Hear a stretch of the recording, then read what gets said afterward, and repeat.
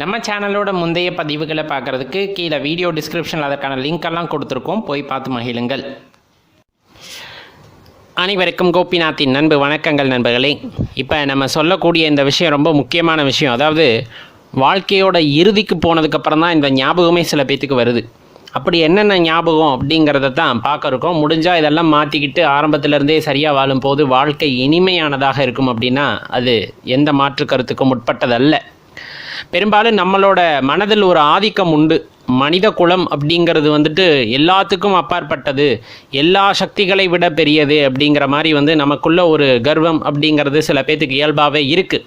ஆனால் வாழ்க்கையோட இறுதியில் இந்த படுக்கையில் கிடக்கும் போது தான் தெரியும் இயற்கையை யாராலும் வெல்ல முடியாது அப்படிங்கிறது. இளமை பருவம் அப்படியே நிறுத்த முடியாத ஒன்று, குழந்தை பருவம் அப்படியே நிறுத்த முடியாத ஒன்று.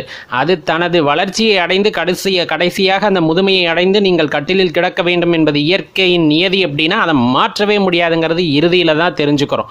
ரொம்ப முக்கியமான விஷயம், ஆரம்ப காலகட்டத்தில் நல்லா ஆடி இருப்போம், நல்லா ஓடி இருப்போம், நல்ல வேலை செஞ்சுருப்போம், நல்லா சம்பாரிச்சிருப்போம். ஆனால் நமக்குள்ளே இருக்கக்கூடிய அந்த இறை சக்தியை உணர்ந்து கொள்ள வேண்டும் என்ற ஆசை இல்லாமல், அது ஒரு தெளிவு இல்லாமல் கடைசியாக நம்ம உடல்லாம் தளர்ந்து போய் உட்காரும் போது இறைவனை உணர வேண்டும் அப்படின்னு உட்காரும் போது உடலில் அந்த சக்தி இருக்காது.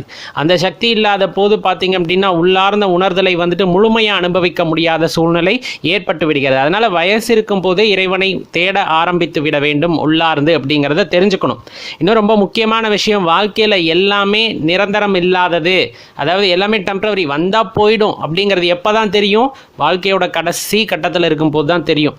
அதுக்கு முன்னாடி வரலும் இது என்னது, இது என்னாலானது, இது எப்போவுமே என் கூட இருக்கக்கூடியது அப்படிங்கிறத நினச்சிக்கிட்டு, இன்னும் சொல்லப்போனால் உறவுகள் கூட நம்ம கூட நிலையாக இருந்து விடுவது இல்லை. நீங்கள் யாரை முக்கியம்னு நினைக்கிறீங்களோ அவங்கள இயற்கை எளிதில் கொண்டு சென்று விடுகிறது.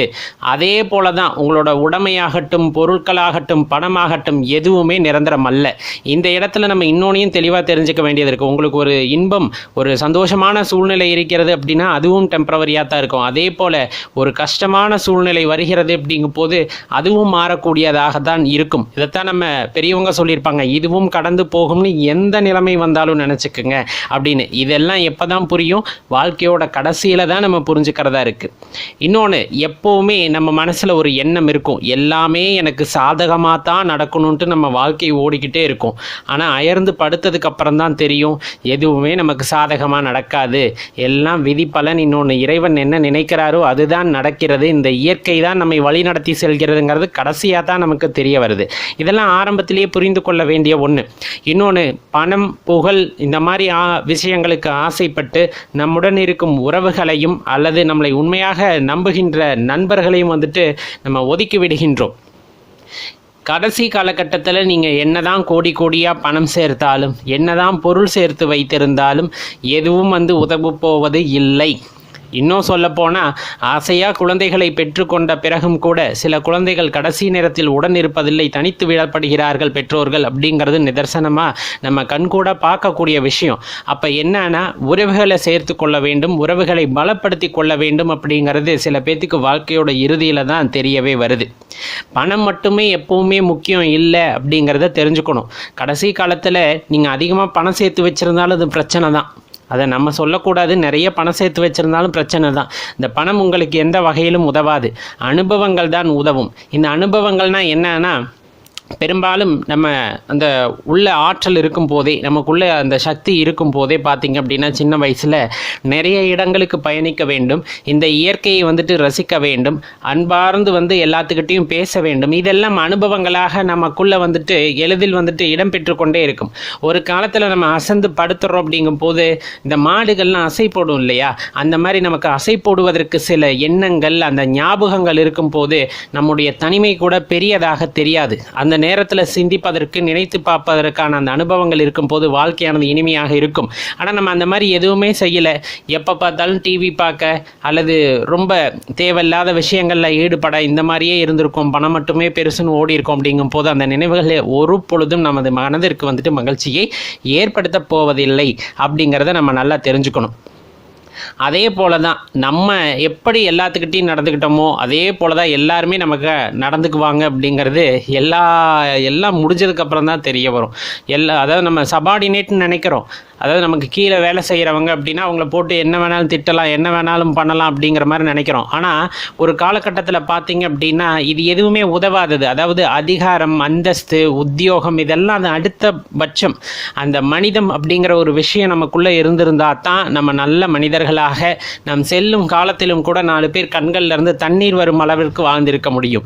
அதிகாரத்திலேயே நீங்கள் வாழ்ந்து யாருக்குமே உதவாமல் நீங்கள் வாழ்ந்திருந்தால் இந்த மனித குலம் என்றுமே நம்மை மன்னிக்காது அப்படிங்கிறதையும் நம்ம கடைசியில் தான் சில நேரத்தில் புரிஞ்சுக்கிறோம். வாழ்க்கையில் வெற்றி பெறணுங்கிற ஆசை எல்லாத்துக்குமே இருக்கும். அதுக்காக பார்த்தீங்கன்னா கண்ணா பின்னான்னு ஓடுவாங்க. சில பேர் கூட யார் வராங்கன்னு கூட பார்க்க மாட்டாங்க. நிறைய நண்பர்கள், நிறைய உறவுகளை இழந்திருப்பார்கள் வெற்றி பெறுவதற்குள்ள. இன்னும் சொல்லப்போனால் சாப்பிட்ருக்க மாட்டாங்க, தூங்கியிருக்க மாட்டாங்க, உடல் வந்துட்டு அப்படியே அயர்ந்து போயிருக்கும், எல்லாத்தையும் இழந்திருப்பாங்க. பணம் முதற்கொண்டு, உடல் பலம் முதற்கொண்டு எல்லாத்தையுமே இழந்திருப்பாங்க. கடைசியாக அயர்ந்து படுக்கும் போது உடல் ஒத்துழைக்காது, நிறைய சேர்த்துருப்பாங்க, உடல் ஒத்துழைக்காது, அப்படியே நொந்து போயிருப்பாங்க. அதை அனுபவிக்க முடியாமல் வந்துட்டு திணறுவாங்க. தான் சேர்த்த பொருளை இவர்கள் அனுபவிக்க முடியாது. அப்படிப்பட்ட காலத்தில் தான் தெரியும் உடல் எவ்வளவு முக்கியமானது, உறவுகள் எவ்வளோ முக்கியமானது அப்படிங்கிற விஷயம். இதெல்லாம் கடைசியாக தெரிஞ்சுக்கிறதுக்கு பதிலாக முன்னாடியே தெரிந்து வாழ்க்கையை நகர்த்துவது மிகவும் உத்தமமான விஷயம். அதே போல் ரொம்ப முக்கியம் அப்படின்னா வாழ்கின்ற அந்த நொடி மட்டுமே உண்மை அப்படிங்கிற விஷயம் எப்போவுமே யாருக்கும் தெரியறது இல்லை. இன்னும் 10 வருஷத்துக்கு அப்புறம், இன்னும் 50 வருஷத்துக்கு அப்புறம் என் பேர பிள்ளைங்க நல்லா இருக்கணும், 100 வருஷத்துக்கு அப்புறம் என் கொள்ளு பேரை நல்லா இருக்கணும், ஒரு 7,000-8,000 கோடியை சேர்த்து வச்சு பல பேர்த்து வயிற்றில் அடிக்கிற பாவம் அந்த தலைமுறையும் சேர்த்து தான் பாதிக்கும் அப்படிங்கிறத யாருமே புரிஞ்சுக்கிறது இல்லை. அன்னன்னைக்கு இருக்கிற அந்த ஒரு வினாடி தான் ரொம்பவே முக்கியமான விஷயம். சந்தோஷமாக இருக்கணும், எல்லாத்தையும் சந்தோஷமாக வச்சுருக்கணும். அதுதான் ரொம்ப முக்கியமாக இந்த மனித குலத்திற்கு கிடைத்த வரம் அப்படிங்கிறது. அந்த ப்ரெசண்ட் அந்த ஒரு ஃப்ராக்ஷன் ஆஃப் செகண்டு தான். அடுத்த வினாடி என்ன நடக்கும்னே தெரில. 100-150 வருஷத்துக்கு சொத்து சேர்த்து வச்சவங்கெல்லாம் இன்றைக்கி வர அந்த பேண்டமிக், அந்த பெருந்தொற்றில் வந்துட்டு போயிட்டுருக்காங்க. இது நம்ம வந்துட்டு இதுக்காக சொல்லலை. வாழ்க்கையில் இதெல்லாம் நடக்கும் அப்படின்னு நம்ம இன்னும் வந்துட்டு நினைத்து பார்க்க கூட முடியாது. அதனால் இருக்கின்ற இந்த சந்தர்ப்பத்தில் பார்த்தீங்கன்னா எல்லாத்தையும் மகிழ்ச்சியாக வச்சுருக்கணும், எல்லாத்து முகத்திலையும் மகிழ்ச்சியாக இருக்கணும்.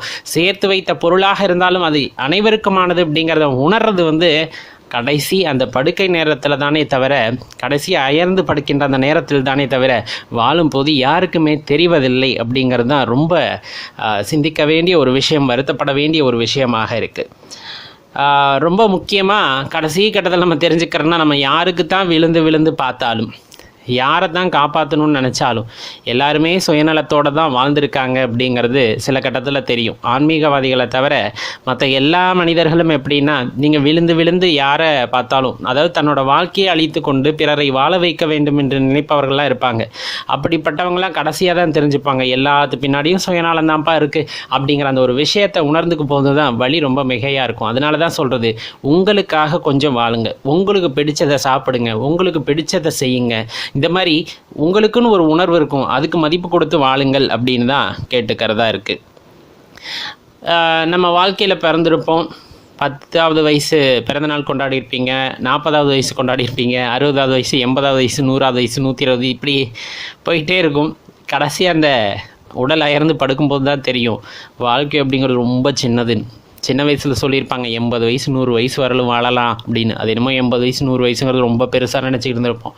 ஆனால் அந்த சொடுக்குகின்ற அந்த நிமிடம் கூட ஆகாது உங்களது வாழ்க்கை சக்கரம் முடிவதற்கு. அதனால் வாழ்கின்ற அந்த நேரம் ரொம்ப பொக்கிஷமானது. அதிகம் வீணடிக்காதீர்கள். பிறரை பற்றி பேசுவதை தவிர்த்து விட்டு உங்களுக்குள் உணர்தலை ஏற்படுத்தி கொள்ளுங்கள். எப்போவுமே உங்களுக்காக, உங்களது உள்ளே இருக்கக்கூடிய அந்த சந்தோஷத்திற்காக வாழ்ந்து பழகணும் அப்படின்னா அந்த வாழ்க்கை பெருசாக தெரியும். இல்லை நானும் ஏன்னா எல்லாத்துக்கு முன்னாடி வாழ்ந்து காமிக்கிறேன் அப்படின்ட்டு நிறைய நேரங்களை வீணடித்து கொண்டு இந்த தொலைக்காட்சிகளை பார்த்து கொண்டு நிறைய என்ன சொல்கிறது, வாழ்க்கையில் வீணடிக்கிறதுக்குன்னு நேரங்கள் நிறைய இருக்குது. அப்படியெல்லாம் வீணடிச்சிட்டு கடைசியாக வாழ்ந்த காலமே ரொம்ப குறுகிய காலமாக தெரியும். எப்போனா அந்த மரணப்படுக்கையில் இருக்கும் போது தான்.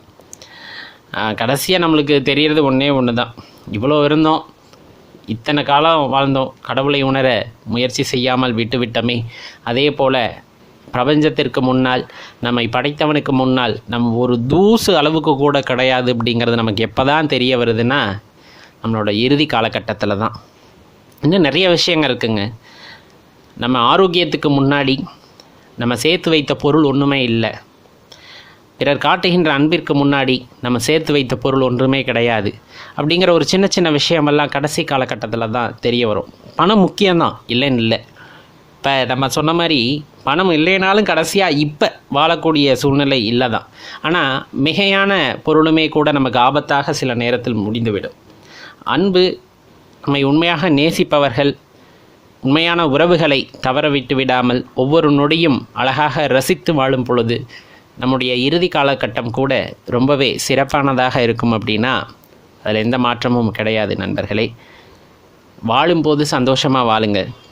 இந்த நொடி தான் நம்மளுக்கு உண்மையானதுன்னு தெரிந்து கொண்டு வாழுங்கள். பிறரை மகிழ்ச்சியாக வைத்திருக்க பாடுபடுங்கள். அதுதான் வாழ்க்கையின் உண்மையான மகிழ்ச்சியாக இருக்கும். ஏன் நம்மால் இறைவனை நெருங்க முடியவில்லை அப்படிங்கிற கேள்வி ரொம்ப எளிதான பதில். எல்லாருமே சொல்கிறது ஆணவத்தின் காரணமாக, அகங்காரத்தின் காரணமாக நம்மால் இறைவனை நெருங்க முடியவில்லை, அவ்வளோதான் சொல்லுவாங்க. ஆனால் அதில் உள்ளே இருக்கின்ற அர்த்தம் இது மேற்போக்காக எல்லாருமே சொல்லிடுவாங்க. இப்போ சொல்கிறவங்க அதுக்கு தகுந்த மாதிரி வாழ்ந்து காட்ட முடியுமா? இன்றைக்கு இருக்கக்கூடிய காலகட்டத்திலே ஆணவம், அகங்காரம் அப்படிங்கிறத விட்டொழிக்கிறது அப்படிங்கிறது அவ்வளவு சாதாரணமான விஷயமா? ஏன்னா ஒரு சமய பற்றாளர்கள் அல்லது சமயத்தை பற்றி மற்றவர்களுக்கு எடுத்துரைப்பவர்கள் கூட பார்த்திங்கன்னா இந்த ஆணவம் இருக்கக்கூடாது, அகங்காரம் இருக்கக்கூடாது, பற்றற்ற நிலை, இந்த மாதிரி பல விஷயத்த பேசினாலும் அவங்க அதிலேருந்து வெளியே வந்துட்டாங்களா அப்படின்னு கேட்டால் கண்டிப்பாக வந்திருக்கிறதுக்கு வாய்ப்பே இல்லை. ஏன் இப்படி சொல்கிறோம் அப்படின்னா, இப்போ நிறைய பேசுபவர்னா எல்லா குருமார்களையும் சொல்லவில்லை. எல்லா குருமார்களும் அதாவது நல்ல ஆன்ம பலம் அல்லது அந்த ஆன்ம தெளிவு அடைந்தவர்கள் பெரும்பாலும் பேசுவதை தவிர்த்து கொண்டார்கள். இப்போ நம்மளாம் இப்படி பேசிக்கிட்டே இருக்கோம்ல, அப்போ தெளிவாக தெரிஞ்சுக்கணும் இல்லையா? நம்மளுக்கு இன்னும் அந்த ஒரு பெரிய தெளிவு வரலை அப்படிங்கிறத. அப்போ அந்த தெளிவு பெற்றவர்கள் பேசுவதை குறைத்து கொள்கிறார்கள். ஏன் அப்படின்னா, யாருக்கு தேவையோ அவங்கக்கிட்ட மட்டும் பேசணும் அப்படிங்கிறது அவங்களோட குறிக்கோள் அப்படிங்கிறத விட இறைவனிட்ட கட்டளை. நம்மளை பார்க்குறாங்க அப்படின்னா பார்த்ததுமே இவனுக்கு அந்த மெய்ஞானத்தை பற்றி உரைக்க வேண்டும் அப்படின்னு தோணுச்சுன்னா பார்வையிலே அவங்க சொல்லிட்டு போயிடுறாங்க. மற்றவர்கள் நம்மை போன்றவர்கள் பார்த்திங்க அப்படின்னா, ஏன் சொல்கிறோம் அப்படின்னா, ஏதாவது சொல்லணும் அப்படின்னு நினைக்கிறது மனதில் தோன்றுவதை சொல்கிறோமே தவிர அதன்படி வாழ்வது அப்படிங்கிறது அவ்வளவு சாதாரண விஷயமா அப்படின்னு கேட்டால் ரொம்ப கடினமான விஷயம். ஆணவம், அகங்காரம் அப்படிங்கிறது, அந்த பற்றற்ற நிலை அப்படிங்கிறது பேச்சிலோ அல்லது பயிற்சியிலோ வருவதில்லை. உணர்வு இருந்தால் மட்டுமே பற்றற்ற நிலை அப்படிங்கிறது வரும். உணர்வு அப்படின்னா அந்த இறைவனுடன் அந்த பிணைப்பு அப்படிங்கிறது உணர்வு பூர்வமாக இருக்கும் பொழுது, உணர்வு பூர்வமாக அந்த அன்பு அப்படிங்கிறது இறைவன் மீது இருக்கும் பொழுது தான் இறைவனை நாம் சரணடைய முடிகிறது, அல்லது இறைவனுடன் நாம் இரண்டரை கலக்க முடிகிறது, இறைவனை நெருங்க முடிகிறது. மற்றபடி நாம் இப்போ நிறைய பாடல்கள் பாடுறோம், திருமுறை பாடுறோம், அதே போல் பல விஷயங்கள் இறைவனை போற்றி பாடுகின்றோம். இதனால் நம்ம உள்ளத்தில் உண்மையான அன்பு வந்துடுமா அப்படின்னா, வெறுமனே பாடுவதனால் மட்டும் அன்பு வராது. வெறுமனே பாடுவதால் அன்பு வருவது இல்லை. நான் எல்லா பாட்டையும் மனப்பாடமாக வச்சுருக்கேன், நான் பாடுறேன், ஒரு பிரயோஜனமும் இல்லை. ஏன் இப்படி சொல்கிறோம் தவறாக நினச்சிக்காதீங்க.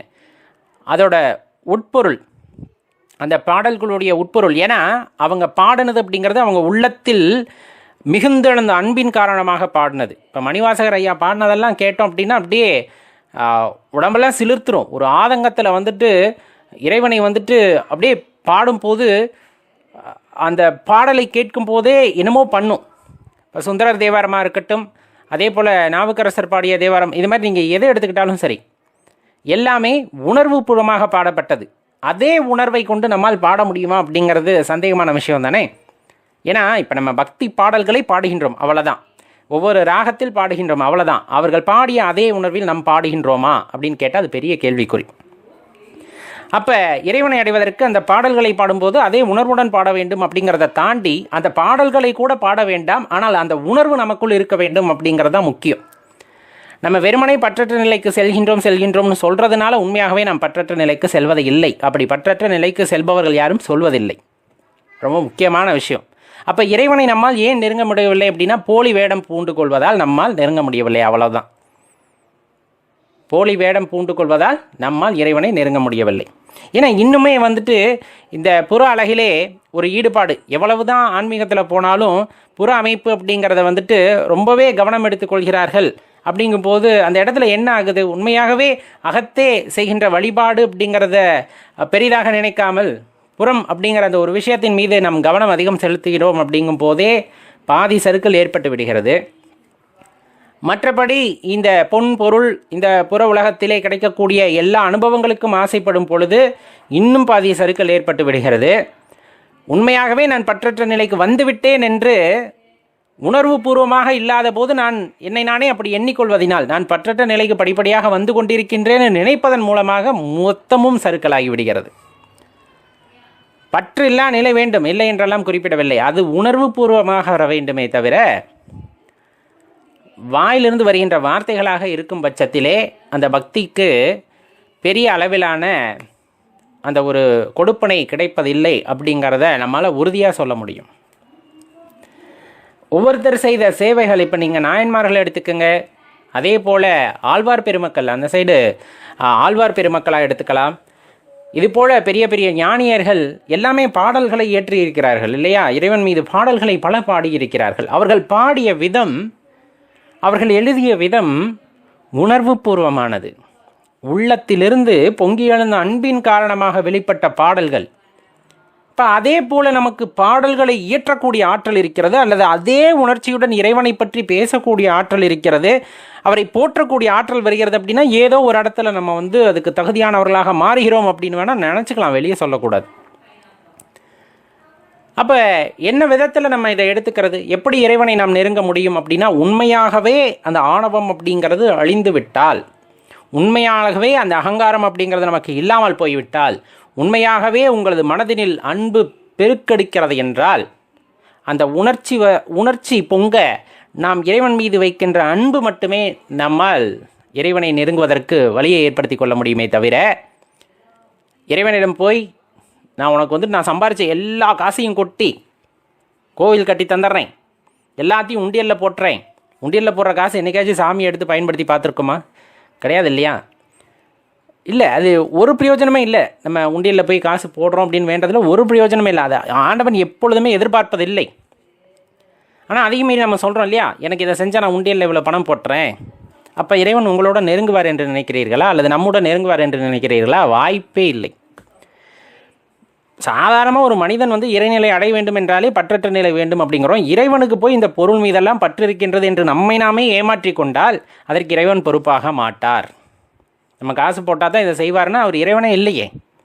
நம்ம இதை செய்தால்தான் செய்வார்னா இறைவனே இல்லை. ஏன்னா அந்த இடத்துல பற்று அப்படிங்கிற ஒரு விஷயம் வந்துடுது. ஏதோ ஒன்று பற்றி கொண்டிருக்கிறார். இப்போ பொன் கொடுத்தா தான் நான் இதை செய்வேன் அப்படின்னா அவர் அதை எதிர்பார்க்கலான்னு அர்த்தமான இறைவன் அப்படிங்கிற அந்த தாற்பயமே தவறாகிறது அல்லவா? எந்த இறைவனும் இதை கொடுத்தால் இதை தருவேன் அப்படிங்கிற பேரம் பேசக்கூடிய ஆட்கள் அல்ல.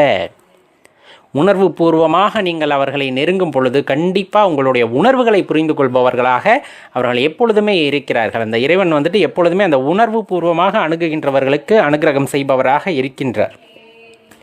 உணர்வு பூர்வம்னா நிறைய உணர்வு இருக்குது இல்லையா? சந்தோஷம் இருக்குது, துக்கம் இருக்குது, சோகம் இருக்குது. இந்த மாதிரி உணர்வுகளில் அன்பு அப்படிங்கிற உணர்வு, அந்த அன்பு அப்படிங்கிறது அப்படி தூய்மையாக இருக்கணும். அப்படி தூய்மையாக இருக்கின்ற அன்புடையவர்களிடம் இறைவன் நெருங்குகிறார். நீங்கள் நாயன்மார்களை எடுத்துக்கலாம், ஆழ்வார் பெருமக்களை எடுத்துக்கலாம். இந்த மாதிரி எல்லாமே அந்த பக்தியில் சிறந்து விளங்கிய எல்லார்களையுமே எடுத்துக்கொண்டீர்கள் என்றால் அவர்களிடம் இருந்த ஒரே ஒரு விஷயம் மகத்தானதாக இருக்கும் என்றால் நம்பிக்கையும் அன்பு மட்டும்தான் அங்கே இருந்திருக்கும் அப்படிங்கிறத தெளிவாக தெரிஞ்சுக்கணும். ஒரு அளவில்லாத அன்பாக இருந்திருக்கும், அந்த உணர்ச்சி பூர்வமான அன்பாக இருந்திருக்குமே தவிர பெயரளவில் நான் இதை செய்கின்றேன் அப்படிங்கிற அன்பாக அது இருந்திருக்காது. அப்போ தான் நம்ம தெளிவாக தெரிந்து கொள்ள வேண்டிய விஷயம் என்ன அப்படின்னா, இறைவனை ஏன் நம்மால் நெருங்க முடியவில்லை அப்படின்னா அந்த உணர்வு பூர்வமான அன்பு நம்மிடம் இல்லை அப்படிங்கிறது தான் தெளிவாக தெரிஞ்சுக்கணும். அப்படி உணர்வு பூர்வமான அன்பு நம் மனதினிலே தோன்றுகிறது அப்படிங்கும்போது நம்முடைய பக்தி அப்படிங்கிறது ஒரு இடத்துல வைத்து பார்க்கக்கூடியதாக இருக்கும். இறைவன் கடைக்கண் பார்வைப்படக்கூடியதாக இருக்கும் அப்படின்னா அது மிக அல்ல. சற்று ஆழ்ந்து யோசிக்க வேண்டிய விஷயம். பொறுமையாக அமர்ந்து யோசித்து பாருங்கள். கண்டிப்பாக இதுக்குள்ளே இருக்கிற விடயத்தை உங்களால் புரிந்து கொள்ள முடியும் நண்பர்களே. புரிஞ்சிருச்சு அப்படின்னா முடிஞ்ச அளவுக்கு அதன்படி வாழ பாருங்கள். பெரும்பாலும் இந்த குணங்கள் எல்லாம் சாதாரணமாக எல்லாத்துக்குமே இருக்கும்னு நாம் நினச்ச சில குணங்கள் எல்லாத்துக்குமே இருக்கிறதில்ல. மாறா இறைவனோட ஆற்றல் படைத்தவர்களுக்கும் அவருடைய கருணையை பெற்றவர்களுக்கு மட்டுமே இந்த அறிகுறிகள் அல்லது இந்த குணங்கள் பரவலாக காணப்படுகின்றது. இதில் ஏதாவது ஒரு சில குணங்கள் எல்லாத்துக்குமே இருக்கிறதுக்கான வாய்ப்பு இருக்குது. இதில் பெரும்பாலுமான குணநலன்களை நீங்கள் பெற்றிருந்தீங்கன்னா கட்டாயம் நீங்கள் தெய்வசக்தி உடையவர் அல்லது கடவுளின் ஆசி பெற்றவர் அப்படின்ட்டு தான் அர்த்தம்னு சொல்லப்படுது. ரொம்ப முக்கியமாக ஒரு விஷயத்தை நம்ம சொல்லணுன்னா, எதிர்காலத்தை கணிக்கக்கூடிய தன்மை. அதாவது இவங்க ஜோதிடமோ அல்லது மற்ற எந்த மாந்திரீக செயல்களையும் கற்றிருக்க மாட்டாங்க. ஆனால் சாதாரணமாக இருக்கும்போதே அவங்களுக்கு பார்த்தீங்க அப்படின்னா எதிர்காலத்தை கணிக்கக்கூடிய சிறு ஆற்றலானது அவர்களிடம் காணப்படும் கட்டாயமாக. எதிர்காலத்தை அப்படின்னா 100 வருஷத்துக்கு அப்புறம் நடக்கிறது, 150 வருஷத்துக்கு நடக்கிறது அப்படிங்கிறதெல்லாம் கிடையாது. தன்னோட வாழ்க்கையில் இன்னும் ஒரு வருஷத்துக்கு அப்புறமோ 1 மாதத்துக்கு அப்புறமோ இது நடைபெற போகின்றது அப்படிங்கிற அறிகுறி அவங்களுக்கு தென்பட ஆரம்பிச்சிடும். அப்படி தென்படுது அப்படிங்கும் போதே அவங்க தெய்வ ஆற்றல் உடையவர்கள் அப்படின்னே கருதலாம். இன்னும் சில பேர் இருக்காங்க, தன்னோட வாழ்க்கையில் ஏற்படுகின்ற மாற்றத்தை மட்டும் உணராமல் தன்னோட நண்பனோ தன்னோட உறவினர்களோ யாராவது ஒரு வீட்டில் என்ன விசேஷம் நடக்க போகுது அல்லது எந்த மாதிரியான காரியங்கள் அவங்களுக்கு நடக்க போகுது அப்படிங்கிறத முன்னாடியே அவங்க ப்ரெடிக்ட் பண்ணி சொல்லிடுவாங்க. சில பேர்த்துக்கு அந்த தன்மை கொஞ்சம் அதிகமாகவே இருக்குது அப்படின்னு சொல்லலாம். அவங்க எல்லாமே பார்த்தா தெய்வ ஆற்றல் உடையவங்க அப்படின்ட்டு தான் பொருள்படும். பெரும்பாலும் தெய்வ சக்தி அனைவருக்குள்ள இருந்தாலுமே இவர்களுக்கு சற்று அதிகமான விகிதாச்சாரத்திலே காணப்படுவதனால தான் அவங்கள தெய்வ சக்தி உடையவர்கள் அப்படின்ட்டு நம்ம சொல்கிறோம். பெரும்பாலும் தெய்வீக ஆற்றல் உடையவர்களுக்கு இந்த அமாவாசை பௌர்ணமி போன்ற அந்த நிலவு சம்பந்தப்பட்ட நாளில் பார்த்தீங்கன்னா சரியான தூக்கமே அவங்களுக்கு இருக்காது. புரண்டு படுத்துக்கிட்டு இருப்பாங்க. அவங்களுக்கு சரியான தூக்கம் இல்லாமல் இருக்கும். அப்படியெல்லாம் இருந்தாங்க அப்படிங்கும்போது அவங்களுக்கு தெய்வ ஆற்றல் இருக்குது அப்படின்னே நம்ம குறிப்பிடலாம். இன்னும் ரொம்ப முக்கியமான விஷயம், ரொம்ப சாதாரண விஷயம் தான் நம்ம இப்போ சொல்கிறது. இது உங்களில் நிறைய பேத்துக்கு நடந்திருக்கலாம். கொஞ்சம் யோசிச்சு பாருங்கள். கோயிலுக்கு போயிருப்பீங்க, சாதாரண நாள்னு நீங்கள் நினச்சிட்டு போயிருப்பீங்க. அன்னைக்குன்னு பார்த்து ரொம்ப ஸ்பெஷலாக பூஜையெல்லாம் நடந்துகிட்டு இருந்திருக்கும். அதுலேயும் பார்த்தா எதேர்ச்சியா அந்த பிரசாதம் எல்லாம் பார்த்தீங்க அப்படின்னா அந்த உடையப்பட்டவர்களுக்கு கொடுக்கறது வழக்கமாக இருந்திருக்கும். ஆனால் அங்கே இருக்க அர்ச்சகரோ ஒரு பூசாரியோ உங்களை தேடி எலுமிச்சங்கனியோ பூவோ அல்லது யாருக்கும் இல்லாமல் உங்களுக்கு மட்டும் சில நேரங்களில் அந்த பூஜை சம்பந்தப்பட்ட ஏதாச்சும் பிரசாதத்தை கொடுத்துட்டு போகிறாங்க அப்படிங்கும்போது கட்டாயம் அவர்கள் தெய்வீக ஆற்றலை பெற்றவர்கள் அப்படிங்கிறத உணர்ந்துக்கலாம். இது எல்லாத்துக்கும் கிடைக்கின்ற வாய்ப்பாக இருக்காது. ஆழ்மனதில் சுத்தமான அன்புடைய உண்மையான பக்தியுடைய தெய்வீக ஆற்றல் உடையவர்களுக்கு மட்டுமே நடைபெறக்கூடிய உணர்வாக இது கட்டாயம் இருக்கும் அப்படின்னே சொல்லலாம். அதே போல் ரொம்ப சாதாரணமாக கடவுளை பார்க்குறது வேற, கடவுளை பார்த்ததுமே உறைந்து நிறுத்தல் அப்படிங்கிறது வேற. இந்த ரெண்டில் நீங்கள் எந்த கேட்டகரின்னு பாருங்கள். சாதாரணமாக போகிறீங்க, சாமியை கும்பிட்டு வெளியே வந்துடுறீங்கிறது வேற. அது கடனுக்கு போயிட்டு வர்றது, போனதுமே அவரை பார்த்துட்டு வரணும். ஆனால் அந்த கடவுளை பார்த்ததுமே அப்படியே உறைந்த நிலைக்கு போகிறது, தன்னையே மறந்து ஒருத்தன் அங்கே நிற்கின்றான் அப்படிங்கும்போது அது தெய்வீகாற்றல் உடையவர்களால் மட்டும்தான் அது சாத்தியமாகுமே தவிர சாதாரணமாக போயிட்டு வரவங்க அப்படி உறைந்தெல்லாம் நிற்க மாட்டாங்க. சில பேர்த்துக்கு கோயிலுக்குள்ளே போகும்போதே பார்த்தீங்கன்னா உடல் சிலிர்ப்பு ஏற்படும். அவங்க அங்கே இருக்க எனர்ஜியை உணர்ந்துட்டாங்கன்னு அர்த்தம். அது சாதாரணமாக எல்லாத்துக்கும் ஏற்படாது. ஆற்றல் படைத்தவர்களுக்கு மட்டுமே அது சாத்தியம். அதே போல் சில பேர் கோயிலில் போய் சாமியை பார்க்குறாங்கன்னா கடகடன் கண்ணீர் விட்டு அழுவாங்க. நம்ம முன்னாடியே ஒரு பதிவில் குறிப்பிட்டு இருந்திருப்போம். இந்த மாதிரியெல்லாம் அனுபவங்கள் இருக்குது அப்படிங்கும்போது கட்டாயம் உங்களுக்குள் தெய்வ ஆற்றலானது இருக்கிறது. அதே சமயத்தில் பார்த்தீங்க அப்படின்னா கோயில்லன்னு இல்லை, மற்ற எந்த இடங்கள்லையா இருந்தாலும் சரி, ஆன்மீக பெரியவர்கள் இருக்கிறாங்க அப்படின்னா நீங்களே கேட்காம உங்களுக்கான அறிவுரைகளை அவங்களே முன்வந்து கூறுவாங்க. அவங்கள பார்த்ததுமே அவங்களுக்கு தெரிஞ்சிடும், இந்த பையன்கிட்ட இந்த பொண்ணுக்கிட்ட நல்ல தெய்வீக ஆற்றல் இருக்குது, இதை நம்ம வரைமுறைப்படுத்தினா அவங்க நல்லா வருவாங்கன்னு அவங்க மனசுக்கு தோணிடுச்சுன்னா உங்களை கூப்பிட்டு வாழ்க்கைக்கான அர்த்தத்தை சொல்லுவாங்க. அப்படி உங்கள் வாழ்க்கையில் நடந்திருக்கு அப்படின்னா நீங்கள் தான் நல்லா தெரிஞ்சுக்கணும், நீங்கள் தெய்வீக ஆற்றல் உடையவர், அதை கரெக்டாக நீங்கள் வழி நடத்தி போகணுன்னு அவங்க விரும்புகிறாங்க, கடவுள் விரும்புறாரு அப்படிங்கறத தான் அதன் மூலமா சொல்ல வர்றதை நீங்க புரிஞ்சுக்கிட்டீங்கன்னாவே ரொம்ப நல்லா இருக்கும். அதே போல் சிலருக்கு பார்த்தீங்க அப்படின்னா தெய்வ அருள் வரும் அப்படின்ட்டு சொல்லுவாங்க. சாமி ஆடுறது அல்லது குறி சொல்கிறது, இந்த மாதிரி குறி சொல்கிறது மேலையெல்லாம் 2 மாறுபட்ட கருத்துகள் இருந்தாலுமே இது வரலாற்றை நீங்கள் எடுத்து பார்த்தீங்கன்னா நல்லா தெரியும். அன்றையிலிருந்தே இந்த குறி சொல்கிறவங்க அப்படிங்கிறவங்களோட வழக்கமானது இருந்து கொண்டு தான் வருது. அதே போல் பார்த்தீங்க அப்படின்னா அருள் சொல்கிறது அப்படிங்கிறதும் தெய்வ அருள் ஒருத்தருக்குள்ளே இறங்குறதும் இன்றைக்குமே நீங்கள் கிராமப்புறங்கள்லையும் சரி நகர்ப்புறங்கள்லையும் சரி கோயில் திருவிழா அப்போ நம்மளால் பார்க்க முடியும். இதில் 2 மாறுபட்ட கருத்துக்கள் உண்டு. இந்த சாமி வர்றது உண்மையா பொய்யான்ட்டு விவாதிக்கிற நிலைமையில நம்ம இருந்தாலுமே கூட உண்மையாக ஒருவரின் மீது தெய்வ ஆற்றல் இறங்குகிறது என்றால் அதற்கு உரிய நபரின் மீது தான் அந்த ஆற்றல் இறங்கும் அப்படிங்கிறது நல்லா தெரிஞ்ச விஷயம்தான். அப்ப அந்த உடலானது தெய்வீக ஆற்றலை உடையது அப்படிங்கிறத நம்ம நல்லா தெரிஞ்சுக்கலாம். அதே போல ஒருத்தர் அதிகமாக தெய்வத்தின் கதைகளையோ அது சம்பந்தப்பட்ட வரலாறையோ தொடர்ந்து பேசி கொண்டு இருக்கிறார்கள் அப்படிங்கும்போது கண்டிப்பாக அவர்கள் தெய்வ ஆற்றலை பெற்றவர்களாகத்தான் இருக்க முடியும். ஏன் நான் சொல்கிறேன்னா, நம்மளும் தான் நிறைய வந்துட்டு ஆன்மீக கதைகள், அது இன்னும் ஆன்மீக வரலாறு, இது மாதிரி நிறைய விஷயங்களை கேட்டுக்கிட்டு இருப்போம். ஆனால் ஒருத்தர்கிட்ட சொல்கிறது அப்படிங்கிறது அவ்வளோ சாதாரண விஷயம் இல்லை. அவங்க சொல்கிறத 10 பேர் கேட்குறாங்க அப்படிங்கிறது சாதாரண விஷயம் இல்லை. யார் ஒருத்தருக்குள்ள அந்த தெய்வ சக்தியானது அதிகமாக பிரகாசமாக இருக்கிறதோ அவர்கள் சொல்கிறத தான் மற்றவங்க கேட்பாங்க. அவங்க வந்துட்டு ஒரு மேக்னெட்டிக் வேவ் மாதிரி எல்லாத்தையும் ஈர்க்கக்கூடிய ஆற்றல் படைத்தவர்களாக இருப்பார்கள். அவங்க எப்போ பார்த்தாலும் மற்றவங்களுக்கு அந்த தெய்வத்தோட கதையும் நல்லொழுக்கத்தை பற்றியும் வந்து போதிச்சுக்கிட்டு இருக்காங்க அப்படின்னா அவங்க உண்மையாலுமே தெய்வ ஆற்றல் பெற்றவர்கள் அப்படின்னு நம்ம உறுதிட்டு கூற முடியும். அடுத்ததாக நம்ம குறிப்பிடப்படுகின்ற நபர்கள் எப்படி இருப்பாங்க அப்படின்னு பார்த்தோன்னா, பெரும்பாலும் மற்றவங்க கஷ்டத்தை தான் கஷ்டமாக எடுத்துக்கிறவங்களா இருப்பாங்க. ஒருத்தர் கஷ்டப்படுறாங்க அப்படிங்கிறத இவங்களே வந்துட்டு தெரிஞ்சுக்கிட்டு அதற்கான விடையை அளிப்பவர்களாகவும் இவர்கள் இருப்பார்கள். ரொம்ப முக்கியமான விஷயம், இந்த மாதிரி நபர்கள்கிட்ட ரொம்பவே கஷ்டப்படுறவங்க தானாக முன் வந்து தான் கஷ்டத்தை சொல்லுவாங்க. இந்த மாதிரி உங்களுக்கு எத்தனை பேத்துக்கு நடந்திருக்குன்னு தெரியல. சாதாரணமாக ஒரு பஸ்ஸில் போயிட்டு இருப்பீங்க, அல்லது பஸ் ஸ்டாண்டில் நின்றுக்கிட்டு இருந்திருக்கலாம். யார் என்னன்னே தெரியாத ஒரு மனுஷன் வந்து உங்ககிட்ட தன்னோட கஷ்டத்தை புலம்புறாரு. அந்த பெரியவர் வந்துட்டு உங்ககிட்ட கஷ்டத்தை புலம்புறாருன்னா அவர் உங்ககிட்ட இருக்க அந்த ஆற்றலை புரிந்து கொண்டவராக தான் இருக்க முடியும். அப்போ உங்ககிட்ட அவரோட பிரச்சனைகளையோ கஷ்டத்தையோ எடுத்து சொல்லும்போது பார்த்தீங்கன்னா அவருக்கு வந்துட்டு மனதில் ஒரு நிம்மதி ஏற்படும், அதிலிருந்து விடுபட்ட உணர்வு ஏற்படும். அது எல்லாத்துக்கிட்டையும் சொல்லும்போது அந்த உணர்வு ஏற்படாது. அந்த தெய்வீக ஆற்றல் உடையவர்கள் கிட்ட தான் கஷ்டத்தை ஒருத்தர் சொல்கிறாரு அப்படிங்கும்போது அவங்களுக்கு அந்த உணர்வுகள் ஏற்படுறது சகஜம். காந்தத்தை நோக்கி தான் அந்த இரும்பு துகள்கள் எல்லாம் ஈர்க்கப்படும் அப்படின்னு சொல்லப்படும். அதே மாதிரி இந்த தெய்வீக ஆற்றல் உள்ளவங்க கிட்ட மட்டும்தான் இந்த மாதிரி பிரச்சனை உள்ள நபர்கள் வந்துட்டு அவங்களோட பிரச்சனைக்கான தீர்வை தேடிக்கணும் அப்படின்ட்டு அவங்கள நோக்கி வந்து அந்த பிரச்சனைகளை உங்ககிட்ட சொல்லுவாங்க. அவங்க சொல்லும் போதே அவங்களுக்கு தீர்வும் கிடைச்சிரும். இந்த மாதிரி நபர்கள் வந்துட்டு ரொம்பவே விசேஷமான ஆற்றல் உடையவர்கள் அப்படின்னே சொல்லப்படுது. அதே போல் ரொம்ப தூரத்தில் ஒரு கோயில் இருக்குது அப்படிங்கும்போது அந்த கோயிலை பற்றி நம்ம நினச்சிக்கிட்டே இருப்போம். அந்த ஆற்றல் அதிகம் பெற்றவர்களுக்கு பார்த்தீங்கன்னா, இப்போ ஒரு 500 கிலோமீட்டர் தூரத்தில் ஒரு கோயில் இருக்குது, நம்ம மனசார நினச்சிக்கிட்டு பூஜை பண்ணுறோம், அல்ல அந்த கோயிலுக்கு போகணுன்ற நம்மளோட ஏக்கத்தை வந்துட்டு வெளிப்படுத்திக்கிட்டு இருக்கோம். அப்படிங்கும் போது கட்டாயம் இறைவனாகப்பட்டவர் உங்களுக்கு அந்த வாய்ப்பை நல்குவார். ஏதோ ஒரு வழியில் வந்துட்டு உங்களுக்கு அதை ஏற்படுத்தி தந்து அந்த கோயிலுக்கு உங்களை அழைச்சிட்டு போவார். நீங்கள் வந்துட்டு நினச்சி கூட பார்த்துருக்க மாட்டீங்க இந்த நொடியில் நம்ம அந்த கோயிலில் இருப்போமா அப்படின்னு. திடீர்னு அதெல்லாம் நடக்கும். அது சாதாரணமாக எல்லாத்துக்கும் நடக்காது. அந்த தெய்வீக ஆற்றல் பெற்றவங்க, அந்த உணர்வுகளை உணர்ந்தவர்களுக்கு மட்டுமே அந்த மாதிரியான நிகழ்வுகள் எல்லாம் நடக்கும் அப்படின்னு சொல்லப்படுது. அதை முறைப்படுத்தி வரைமுறைப்படுத்தி நீங்கள் வாழ்ந்தீங்க அப்படின்னா கட்டாயம் உங்களுக்குள்ள இருக்க தெய்வ நிலையானது ஒரு பெரிய உச்சத்தை அடையும். ஆன்மீகத்தில் ஒரு சிறந்த இடத்தை நீங்கள் பிடிக்க முடியும் அப்படிங்கிறத மட்டும் நல்ல ஞாபகத்தில் வச்சுக்கிட்டு அதை முறையாக பயிற்சி பண்ணுங்க. இதை கண்டிப்பாக நீங்கள் உணர்ந்திருந்தீங்க அப்படிங்கிற பட்சத்தில் உங்களோட கருத்துக்களை இதில் மறக்காமல் பதிவு செய்யுங்க.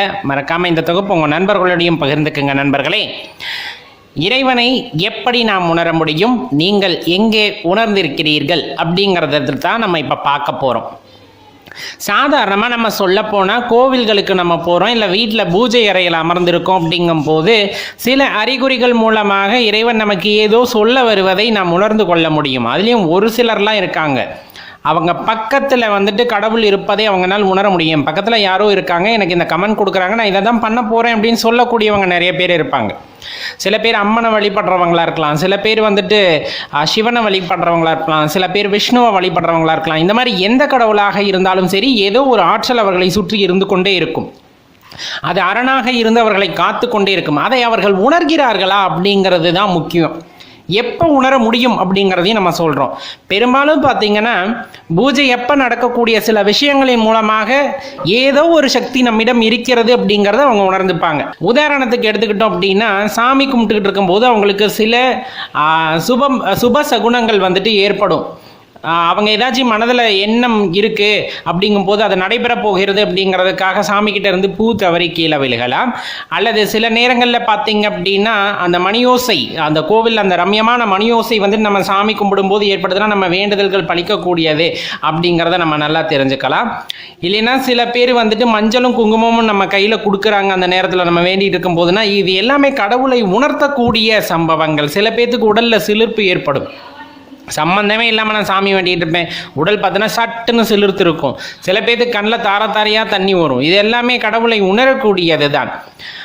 அதெல்லாம் தாண்டி நம்ம எப்படி இருந்தால் கடவுளை உணர முடியும் அப்படிங்கிறத தான் நம்ம இந்த இடத்துல சொல்ல இருக்கோம் நண்பர்களே. ஏன்னா ஒவ்வொருத்தருக்கும் ஒவ்வொரு வகையில் கடவுளை உணர முடியும். சில பேர் வந்துட்டு புறக்கண்ணால் பார்ப்பது மட்டுமே கடவுளை உணர்வது அப்படிங்கிற மாதிரி நினச்சிக்கிட்டு சாமி இருக்கா நிறைய பேர் கேள்வியை கேட்குறாங்க.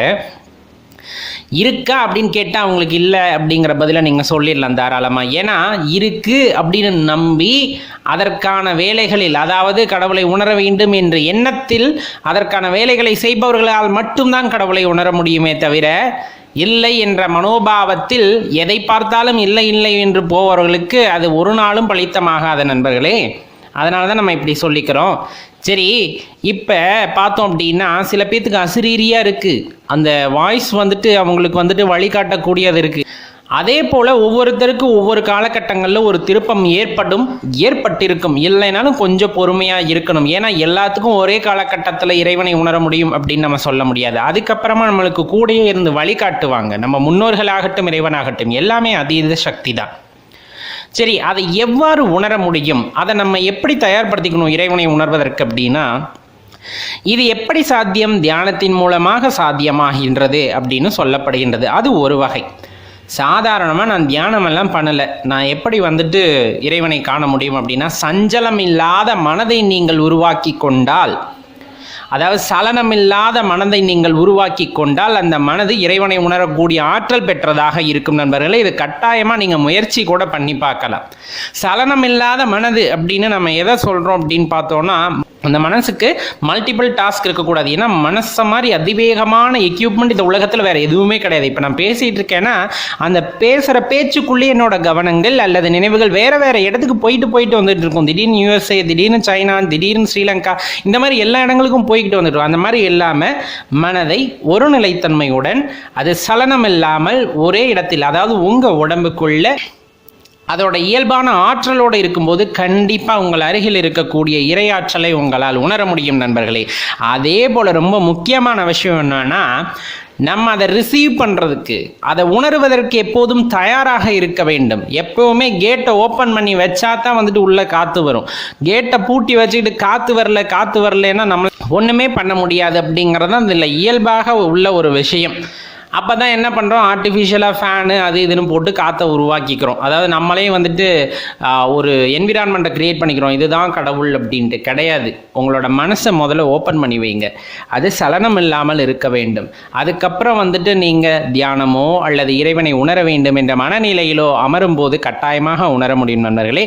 இது நிறைய பேர்த்துக்கு நிறைய கோவில்களில் நடக்கும். கோவிலுக்குள்ளே உள்ளே போகும்போதே, அந்த கோபுரத்துக்கிட்ட போகும்போதே உச்சநிலையில் யாரும் ஓங்கி அடித்த மாதிரி ஒரு உணர்வு ஏற்படும். விருன்னு ஈர்க்கும்.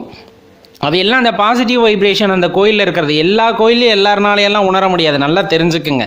ஒரு சில கோவில்களில் ஒரு சிலர்னால உணர முடியும் அப்படிங்கிறதுல எந்த மாற்று கருத்துமே கிடையாது. இந்த மாதிரி பல விதங்களில் நம்மளால் வந்துட்டு இறைவனை உணர்ந்திருக்க முடியும். பல காலகட்டங்களில் அவர் நமக்கு வழிகாட்டி இருப்பார். அப்படி நீங்கள் எந்த காலகட்டத்தில் இறைவனை உணர்ந்தீர்கள், அவர்கள் எப்படி உங்களுக்கு வழிகாட்டினார்கள் என்ற அனுபவம் உங்களுக்கு மனதில் இருந்தால் மறக்காமல் இந்த தொகுப்பில் பகிர்ந்து கொள்ளுங்கள். அதுக்கு முன்னாடி ஒரு சின்ன வேண்டுதல் என்னன்னா, நம்ம சிவபித்தன் அப்படின்னு நம்மளோட இன்னொரு சேனல் இருக்குது, புது சேனல். அதில் கடவுளை உணர்தலும் சிவனை பற்றிய புரிதலை ஏற்படுத்துவதுமே அந்த சேனலோட முக்கிய நோக்கம். அதனால் பிடித்திருந்ததுன்னா அதை சப்ஸ்கிரைப் பண்ணி வச்சுங்க. அதற்கான லிங்க் வந்து கீழே டிஸ்கிரிப்ஷனில் இருக்குது. சரி, நம்ம இப்போ இந்த தொகுப்புக்குள்ளே நம்ம போகலாம் நண்பர்களே. பெரும்பாலும் கடவுள் பக்தி அப்படிங்கிறதுல உயர்ந்தது, தாழ்ந்தது, ஆவரேஜ் ஆனது அப்படின்ட்டுலாம் எதுவுமே கிடையாது. உண்மையான கடவுள் பக்திக்கு ஈடு இணை எதுவுமே கிடையாது. அப்படி நீங்கள் உண்மையான கடவுள் பக்தி வச்சுருக்கீங்க அப்படிங்கும்போது, அல்லது அந்த கடவுளை நீங்கள் உணர்ந்து விட்டீங்க அப்படிங்கும்போது உங்களுக்குன்னு சில சிறப்பு பண்புகள் எப்போவுமே இருக்கும். அந்த பண்புகளை தான் நம்ம இப்போ சொல்ல போகிறோம். அதில் உங்களுக்கு என்ன இருக்குது அப்படின்னு பாருங்கள். அப்படி நம்ம சொல்ல வர்றதில் ஏதாச்சும் குணங்கள் உங்களுக்கு இருக்குது அப்படின்னா உண்மையாலுமே நீங்கள் கிஃப்டட் பீப்புள் அப்படின்னே நம்மளால் உறுதியாக சொல்ல முடியும். அது என்னப்பா அது அப்படின்ட்டு நம்ம கேட்குறோம் இல்லைங்களா. பெரும்பாலும் இறைவனை உணர்ந்தவர்கள் அப்படிங்கிறவங்க பார்த்தீங்க அப்படின்னா ஒரு பொதுவான குணநலன்களை கொண்டிருப்பார்கள். எப்பவுமே சந்தோஷமாக இருப்பாங்க. எப்பவுமே சந்தோஷமாக இருக்குன்னா சாமியை கும்பிட்டாதான்ப்பா கஷ்டமே வருது அப்படின்னா நம்ம இன்னுமே வந்துட்டு முழுமையாக சரணடையலை அப்படிங்கிறத தெரிஞ்சுக்குங்க.